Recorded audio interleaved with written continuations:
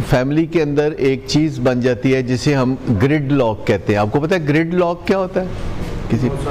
नहीं, किसी को नहीं पता। ग्रिड लॉक, ये कभी चौक में चारों तरफ से गाड़ियां आके तो फंस जाती हैं,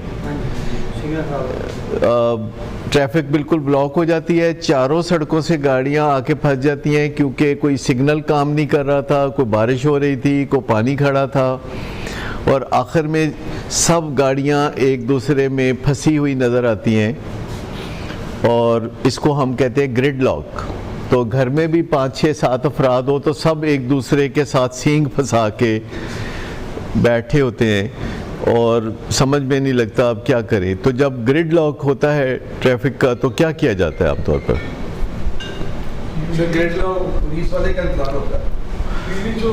कुछ बीच में वॉलंटियर भी होते हैं जो अपनी गाड़ी में 4 लोग बैठे हैं तो एक बंदा उतर के तो कुछ ना कुछ गाइडलाइंस देने लगता है और लोगों से कहते हैं चलो चल, तू कौन है। लोग उसकी बात नहीं सुनते, और फिर कहीं से कोई पुलिस को इतला होती है, पुलिस आती है और पुलिस आके तो उनको डायरेक्ट करती है कि आप इधर हो जाएं, आप इधर हो जाएं, आप इधर हो जाएं, और फिर ट्रैफिक बहाल हो जाती है, यानी इन ऑर्डर हो जाती है। तो जो डिसऑर्डर होता है उसको इन ऑर्डर में बदला जाता है।